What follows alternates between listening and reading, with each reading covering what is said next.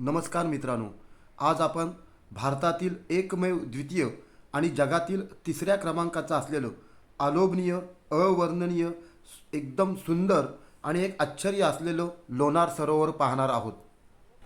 मित्रांनो, लोणार सरोवर पाहण्यासाठी तुम्ही बुलढाणा जिल्ह्यातील लोणार इथे आल्यानंतर साधारणतः एक 3 किलोमीटरची पायपीट करून आपल्याला रस्त्यापासून खाली उतरावे लागते. आणि हा प्रवास अतिशय निसर्गरम्य आहे आणि विविध मंदिरांची आपल्याला यावेळेला सोबत मिळते. अनेक पौराणिक मंदिरे आपल्याला यावेळेला पाहायला मिळतात. आपण आता जे पाहत आहात ते एक हे एक शंकराचे मंदिर असून याला गायमुख देखील असं म्हटलं जातं. वर्षातील 12 महिने यातून गोड पाण्याचा प्रवाह वाहत असतो. पूर्वी इथून अनेक लोक स्नान देखील करून जात असत आणि असंही म्हटलं जातं की कोणते त्वचारोग किंवा कोणते पाप असतील तर या पाण्यात स्नान करणे आवश्यक आहे. आजूबाजूला अतिशय उत्तम असं पौराणिक नक्षीकाम केलेले खांब आणि मंदिर आपलं लक्ष वेधून घेतात. अतिशय सुंदर आणि नक्षीकाम केलेलं हे शंकराचं मंदिर, अशी अनेक मंदिरं या परिसरात आहेत. आणि याचबरोबर या मंदिराच्या बाजूला असलेलं 12 मही वाहणारं गायमुखी, की यातून एक आश्चर्य आहे की 12 महिने या गायमुखातून किंवा या भागातून गोड पाणी वाहत असतं.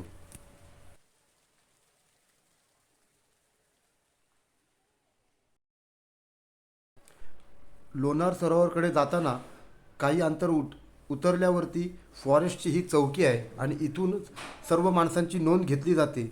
सुरुवातीला देखील घेतली जाते आणि इथे प्रवेश शुल्क आकारले जाते. मित्रांनो, लोणार सरोवर जगातील तिसऱ्या क्रमांकाचं आणि भारतातील आणि आशिया खंडातील एकमेव द्वितीय हे उल्कापाताने झालेलं सरोवर आहे. साधारणतः 52,000 ते 60,000 वर्षापूर्वी एक प्रचंड वेगाने उल्का आपल्या भारताच्या दिशेने येऊन या बुलढाणा जिल्ह्यामध्ये या ठिकाणी आदळली आणि इथं एक प्रचंड मोठं विवर तयार झालं किंवा खड्डा तयार झाला. आणि हा खड्डा साधारणतः या वर्तुळाची जर त्रिज्या सांगितली जाते ती 7 किलोमीटर आणि साधारणतः जो त्रिज्या आहे, मध्यभाग आहे, तो 1.5 ते 2 किलोमीटरचा आहे. पण सर्वात आश्चर्य म्हणजे या पाण्यामध्ये 2 प्रकारचे गुणधर्म आढळतात. एक आहे खारटपणा आणि दुसरा आहे अल्कली. या सरोवराचे पाणी समुद्रापेक्षाही 7 पट खारे आहे. एवढ्या मोठ्या सरोवरामध्ये एकही जंतू, जीव, सजीव आपणास दृष्टीस पडत नाही. या परिसरात विविध प्रकारचे औषधी वनस्पती आहेत, पौराणिक मंदिरं आहेत, पौराणिक कथा देखील सांगितल्या जातात.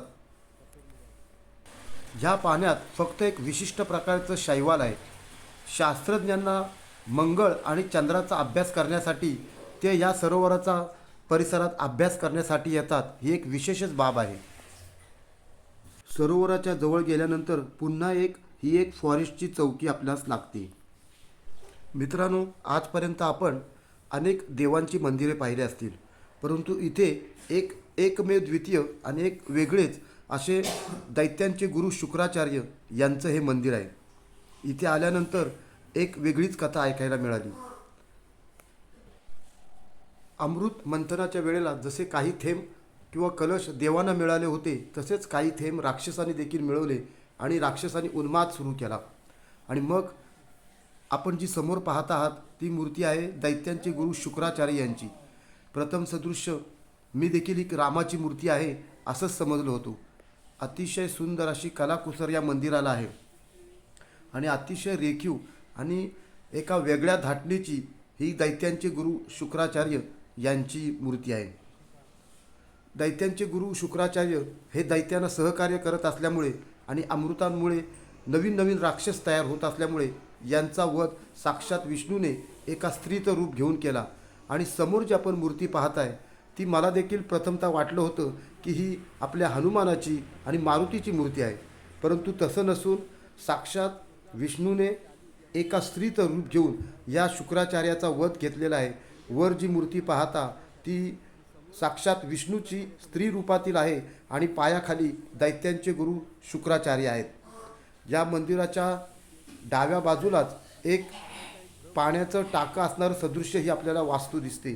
परंतु हे कोणतेही पाण्याचं टाकं नसून येथील स्थानिक लोकांनी सांगितलेल्या माहितीप्रमाणे हे त्यावेळेचं एक यज्ञकुंड आहे आणि या यज्ञकुंडामध्ये किंवा या परिसरामध्ये त्यावेळेला अनेक तंत्रमंत्र विद्या इथे होत असत आणि साक्षात इथे या यज्ञकुंडामध्ये मानवी बळी दिला जात असत. मानवी रक्ताने हा यज्ञकुंड संपन्न केला जात असे. असं हे शुक्राचार्यांचं एकमेव द्वितीय मंदिर आपण अवश्य पाहायला हवे. फॉरेस्ट खात्याने एका सुकलेल्या झाडाला सापाचा पूर्णपणे रंग देऊन पूर्णपणे तो एक जिवंत सापच आहे असं आपल्यासमोर हे निर्माण केलं आहे. मित्रांनो, आत्ता आपण बुलढाणा जिल्ह्यातल्या लोणार सरोवरामध्ये आहोत. लोणार सरोवर हे असं म्हटलं जातं की पृथ्वीवर साधारणतः 50 ते 58 ते 60 हजार वर्षापूर्वी एक प्रचंड वेगाने उल्का आली आणि ती ह्या भागात आदळली आणि ह्या भागात आदळून एक तब्बल प्रचंड मोठा असं हे खड्डा पडला, एक विवर झालं आणि तिथंच हे लोणार सरोवर तयार झालं. जगामध्ये हे 3ऱ्या क्रमांकाचं या प्रकारचं हे उल्कापाताने तयार झालेलं सरोवर आहे आणि आपल्या भारतामधले हे एकमेव उल्कापाताने तयार झालेलं हे लोणार सरोवर आहे. मित्रांनो, नुसतं सरोवर तयार झालं नाही तर ह्या पाण्याचे एक वैशिष्ट्य आहे. हे माझ्या पाठीमागे जे तुम्ही पाणी बघताय ते आता पाण्याची पातळी वाढली. हे पाणी मिक्स दुहेरी आहे. हे पाणी समुद्राप्रमाणे खारट आहे आणि नुसतं खारट नाही तर असं सांगितलं जातं समुद्राच्या पाण्यापेक्षा 7 पटीने ते अधिक खारट आहे आणि त्याचबरोबर हे अल्कलाईन वॉटर देखील आहे. असं हे दुसरं मिहेरी मिश्र पाणी पृथ्वीवरती एकमेव आहे. शास्त्रज्ञ मंगळ आणि चंद्रग्रहाचा अभ्यास करण्यासाठी इथला देखील वापर करतात. तुम्ही माझ्या मागे बघू शकता हे जे पाणी आहे या पाण्यात फक्त हे शैवाल आहे आणि हे शैवाल इतर कुठेही आढळत नाही. ह्या पाण्याचं अजून एक वैशिष्ट्य आहे की या पाण्यामध्ये कोणताही जीवजंतू नाही, म्हणजे कोणताही जीव नाही. आता मी एक तुम्हाला प्रयोग दाखवणार आहे. मी ग्लास आणलेले आहेत.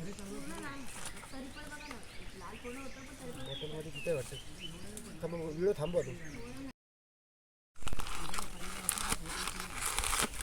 एका ग्लासामध्ये मी आपलं हे नॉर्मल वॉटर घेतोय, आपलं बिस्लरीमधलं पाणी.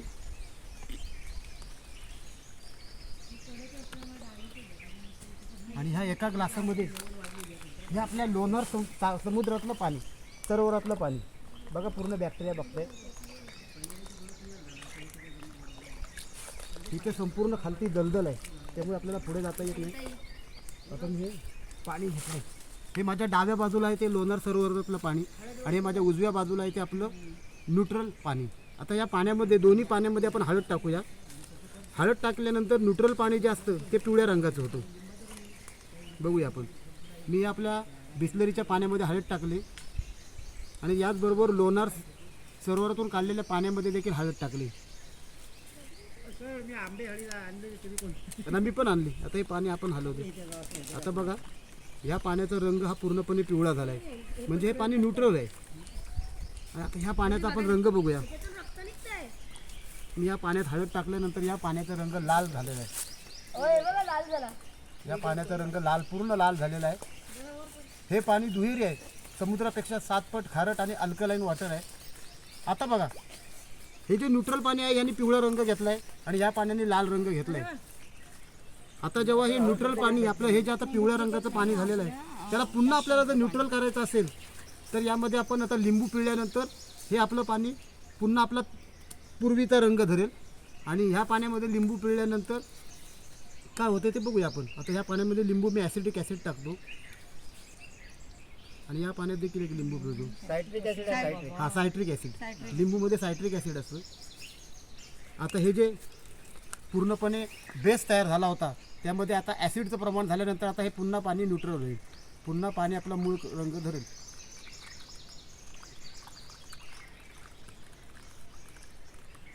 अजून एक लिंबू टाकून पाणी. माझं फोडलेलं नाही कापलं आहे बघा. कापलं काही नव्हतं. आम्ही इथं चालता हळद घेतली, डुप्लिकेट असेल ते. हळद आपण जास्त घेतली होती. पण तो पिवळ्याच राहिलाय. नाही ते आपण जास्त हळद टाकली होती. इकडचा रंग बदलतोय. लाल होता तो बदलतोय. लाल होता तो अल्कलाईनचं हे होतं. परत तो गडद पिवळा झाला.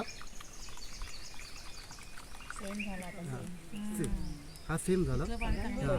पण हे पाणी बघा हळद खालती बसलेली आहे आणि हे वरती पाणी हळद मी थोडी जास्त टाकली होती पण वरती पाणी आपल्या पाण्याने मूळ रंग धरला होता आणि पाणी न्यूट्रल झालेलं आहे हे बघू शकता असं ह्या प्रकारचं हे वेगळं पाणी आहे आपण आलात तर इथं प्रयोग करू शकता